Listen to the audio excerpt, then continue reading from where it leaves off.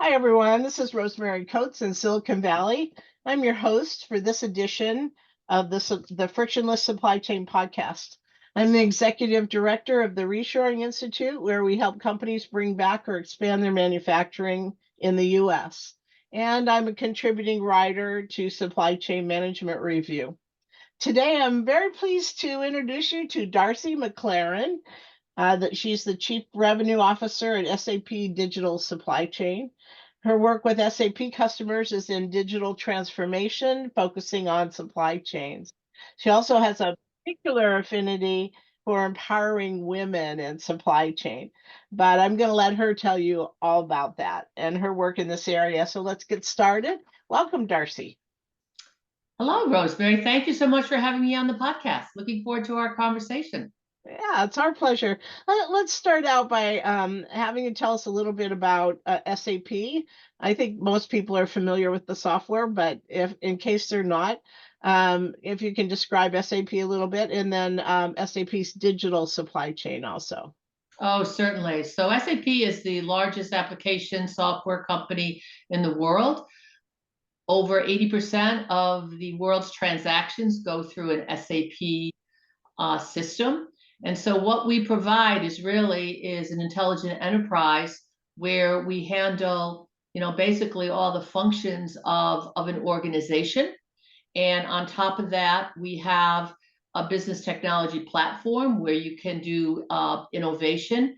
And we have our line of business applications that sit over that, such as HCM, we have procurement, we have consumer experience. And of course, I work for the digital supply chain part of the organization. And on top of all that, we embed artificial intelligence.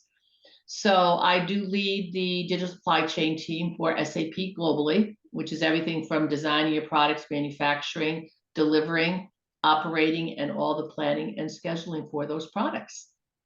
Okay, so are those applications all included in the main SAP package, or are there add-ons that you can pick and choose depending on what your business needs?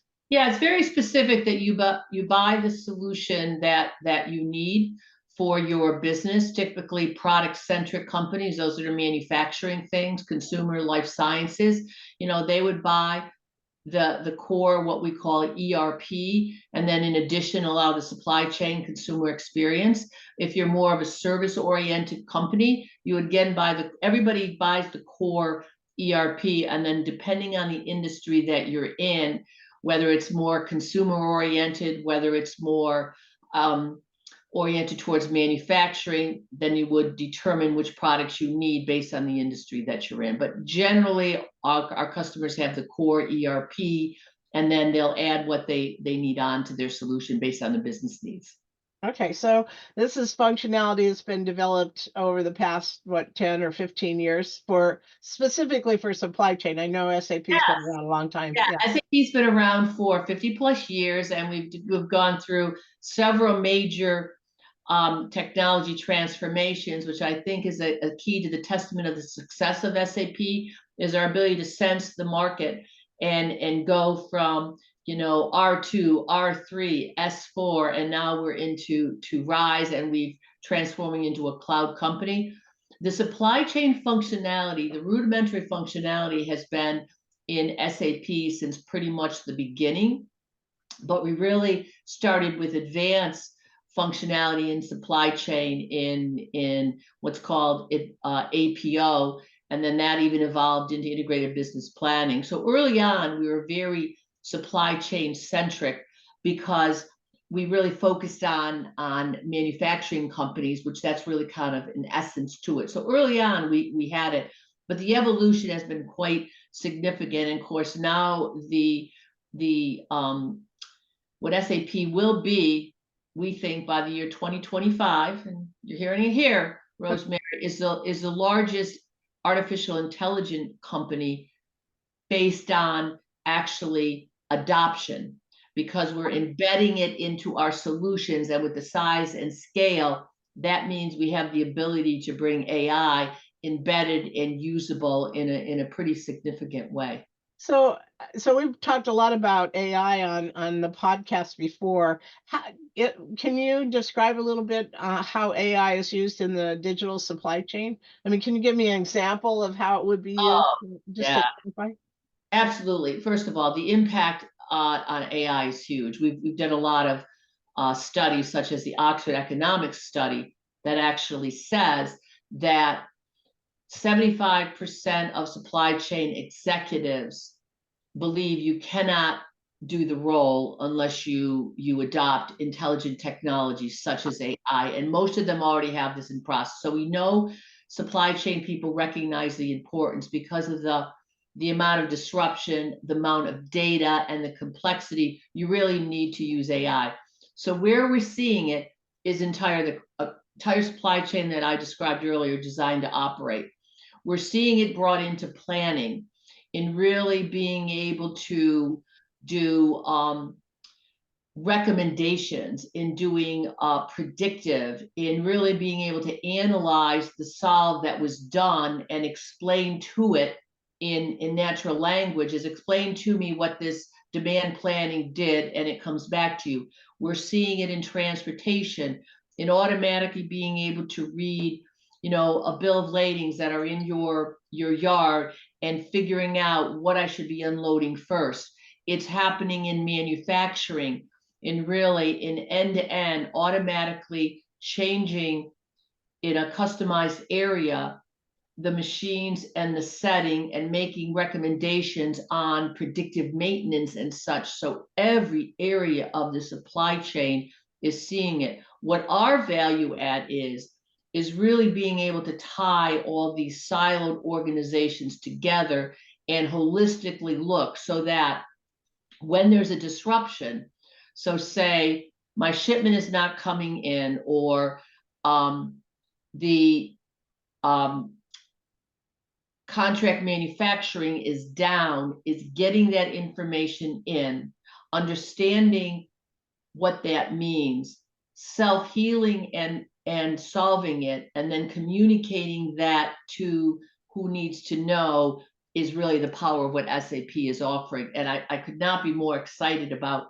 seeing this technology being used and really beneficial, not only to the customers, but to, and this is going to sound very, very global, but to the whole world. Because when we want to solve a problem, and say there's a problem in the Red Sea, there's a problem with the Baltimore Harbor, is to solve that problem in the most efficient, cost efficient way that's beneficial to please the consumer, but also take into impact the carbon footprint and what that means, right? And so I think that's a very noble, bold value proposition that SAP is very serious about making sure that happens. Yeah, I think most people recognize now that the future is all about data. Well, the present too, but all about data and being able to make decisions based on recommendations or cause and effect relationships. Really, really important. Well, how did you come about this position at SAP? Can you tell us a little bit about your background in education and how you came to work at SAP? Well, what is interesting is the role I have now, global head of supply chain for a large global company, is what, when I was in undergrad, is what I wanted to do. Who knew, right? When I was actually not even 20 years old, or barely 20. And that's what I'm doing now. Now, the way to get there was a lot of meandering. And what I did is, right out of college, and I was an economics major at a liberal arts school, is I was recruited early on by Hewlett Packard. And Hewlett Packard, phenomenal organization, trained you in actually manufacturing and how you do quality manufacturing. And they also trained me in sales, and they trained me in actually programming. They put me through my MBA, and they gave me great coaching and mentoring from really, really good leaders. That was the foundation that got me interested into kind of the manufacturing aspect of it. My role there was, I was actually a salesperson that sold their HP 3000 and manufacturing solutions. But that was my foray into it, and I loved it. And it was why I was getting my MBA that I really loved operations research and complex problem solving. So as my career evolved in leaving Hewlett Packard, I quickly went into the software side of the house, and was recruited by a really early staged planning and scheduling organization. That was where I really got involved in linear programming and heuristics. And even as a sales professional, as a small company, you got to roll up your sleeves and really understand the modeling. And I loved it. And I would be, working with folks from craft who actually scheduled lines. They made Jello and all the decisions. And I really just loved it. And I love building and scaling organizations. So my career in that really followed in what the ERP companies at the time weren't very good at, and it was planning and scheduling. And then you can see my career. Then I went to transportation, I went to PLM. I did the entire thing in building and scaling software companies, to ultimately I was at one company that I looked around and I was like, it was harder and harder to do that building and scaling of organizations. And the ERP vendors like SAP and Oracle were doing it well. And I looked around the room and I was the most senior leader, and I still wanted to learn more from the best. And it was that I went to SAP. And it was like, Rosemary, I planned my career to do all these individual ones, right? Starting big, do all these individual ones, come full circle, to SAP where they handle them all. And that's what I do now. So it was, big, do all these little ones to prepare you to now do what you do at SAP, which is bring it up at a large global company. Yeah, that's really interesting. So many of the women executives that we've talked to on the podcast have gone through a number of companies like this and learned each step of the way, so that now they have a total view of the landscape of supply chain, which sounds like what you did too. Right. And interestingly, I also came up through HP. I too was recruited out of grad school to go to work for HP. I was a regional logistics manager, and Wow. I know, You had a real job, Rosemary. You had a real job. yeah. So I think understanding the companies and manufacturing environment and being coached through some of these really great leadership companies like HP was very helpful in my career as well. I still use some of the HP philosophy, the HP way. It really was, for a young person coming up, just such a phenomenal, and how they had us tour all their plants. We'd go to Boise. You went all over to understand each of the product lines, how they manufactured, and the importance of quality, and see people how they did it. Was such a great exposure to a young person. Yeah, yeah. Fantastic. I hope that the listeners all have opportunities to go through multiple wonderful companies like that as well. So I know that you are specifically interested in developing female talent in supply chain management. Can you tell us a little bit about the programs you have in place and what you're doing to support women coming up in the ranks in supply chain? Well, it's my passion, Rosemary, so I would love to talk more about that. So when at SAP, diversity is considered extremely important, and they measure executives on your diversity. And in supply chain, it was not great. It was not great. And it wasn't okay to say, well, it's not great in the industry, and we're having trouble finding, recruits to come into it. So it was a self, um, I had to fix the problem for myself. And the way to do it was I had to get a pipeline of women in to coach, mentor, and develop. And in doing so, I realized that other folks had that. This is why I started at SAP Women in Supply Chain, to be for not only SAP, but our partners and our customers that all shared the same goal of improving the diversity of women in supply chain. Now, something big really helped kickstart this network. It's called COVID. And COVID gave the visibility to how important supply chain is, how it's now in the C-level, how what used to be the introverts in the boardroom now had a voice. So that in combination with saying it made supply chain not only important and strategic and had to be at the center of the company, it was kind of cool.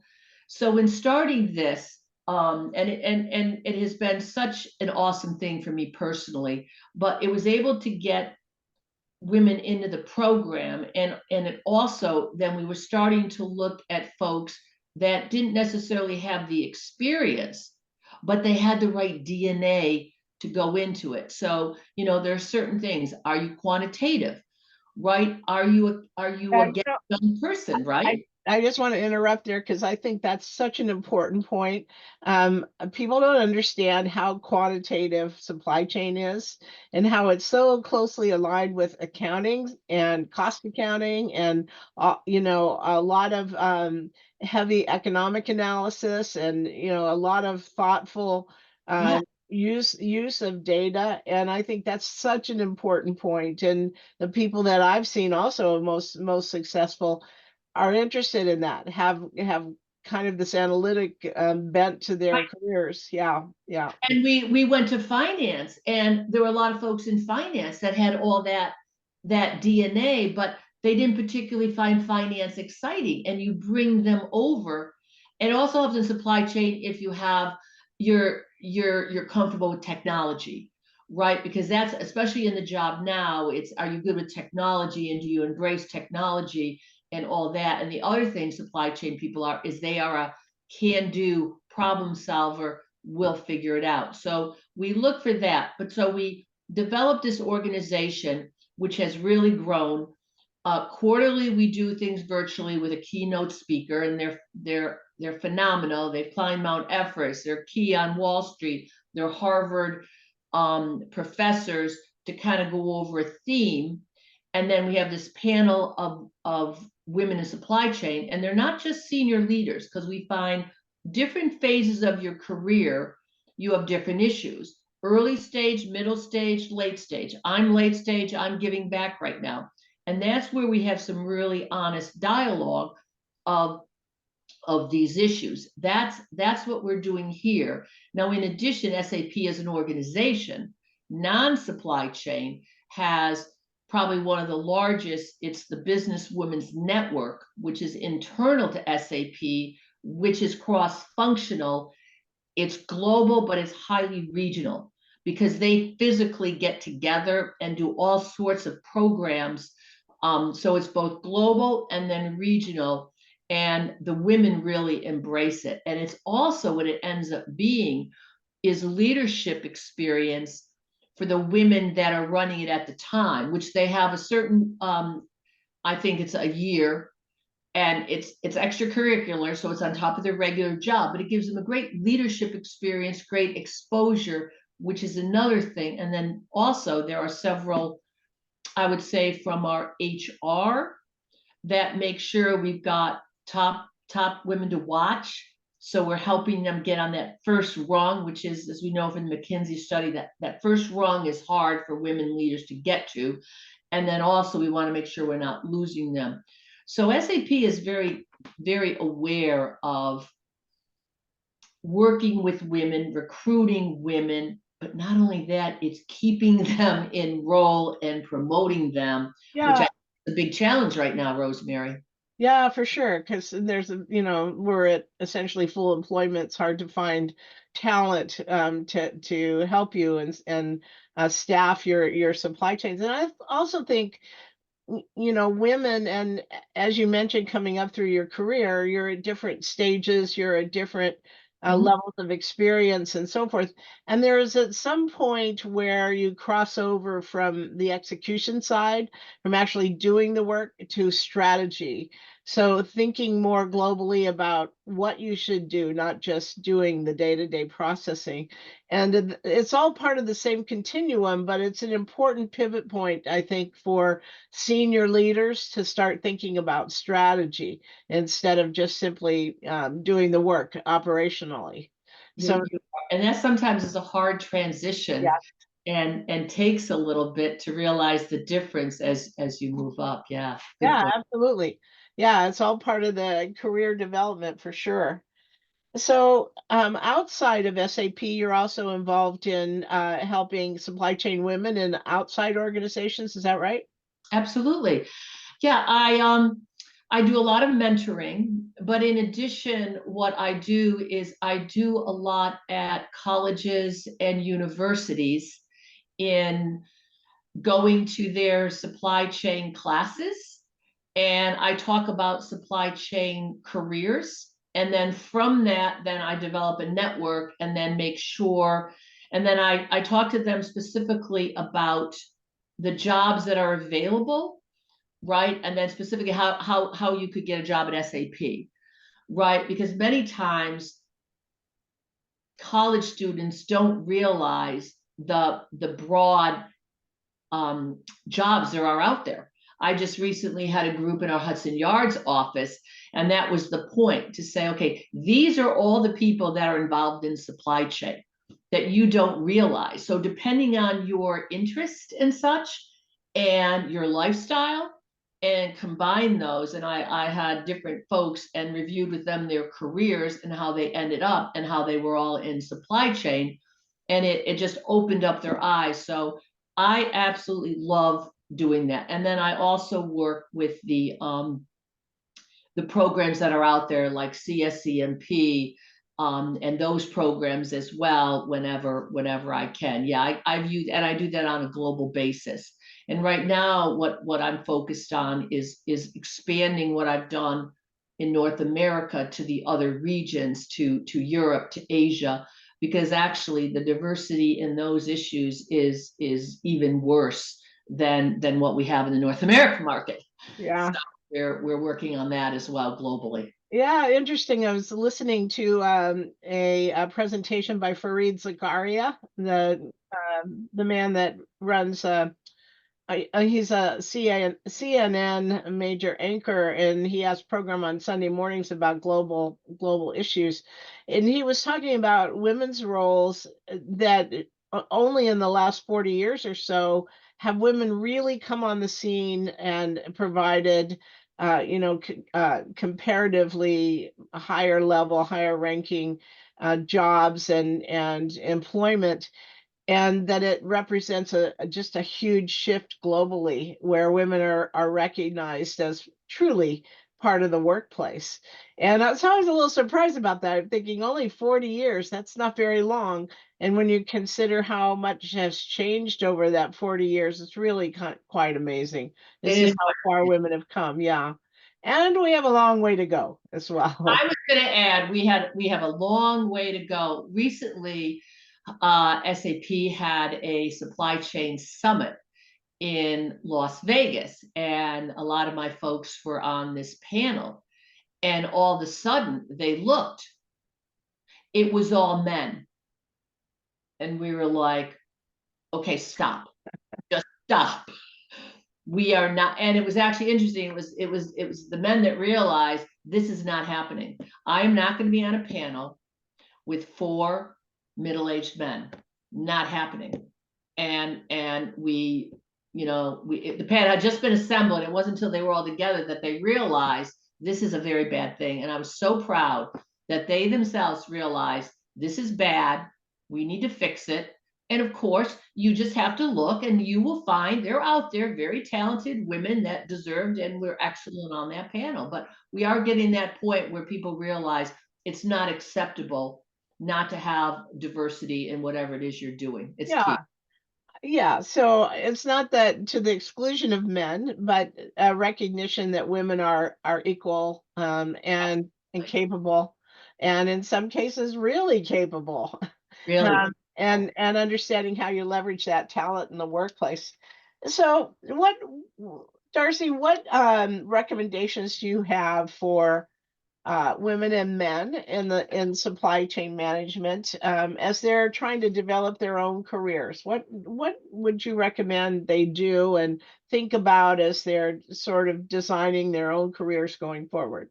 Yeah. What I think is really important in supply chain, and you do see it, you do have to have that passion for the subject matter, right? You really have to like what it is and what it is doing.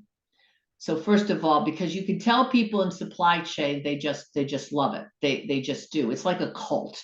And I think that's really important, is not look at it and go, oh, which are the hot. It's like really make sure you really like what it is, number one.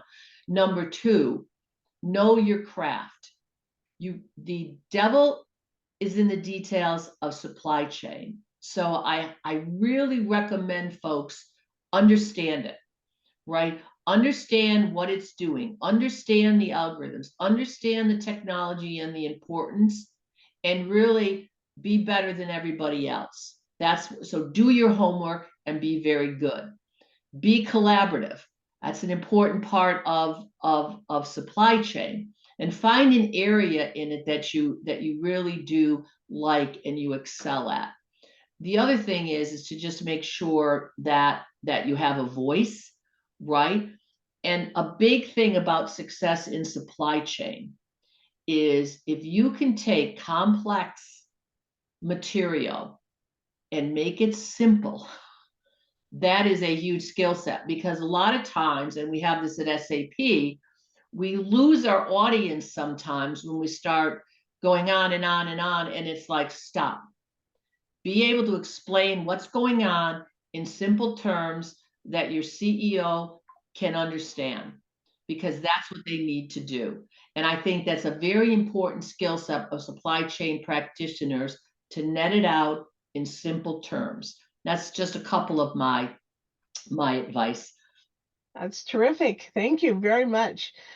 So thank you for joining us today, Darcy. It was so interesting to talk with you. Can you please give us your contact information if listeners want to learn more about SAP Digital Supply Chain or get in touch with you? Absolutely. I'm on LinkedIn at Darcy MacClaren, as well as you can always directly reach out to me at SAP, and it's darcy.mcclaren@sap.com.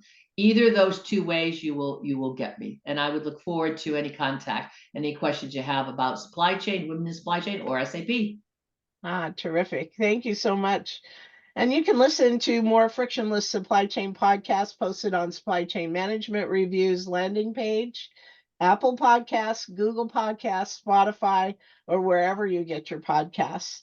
And you can reach me, Rosemary Coates, at rcoates, RCOATES, at reshoringinstitute.org, and visit our website, www.reshoringinstitute.org, where we publish all of our research on manufacturing in America. Thank you, everyone, and have a great day.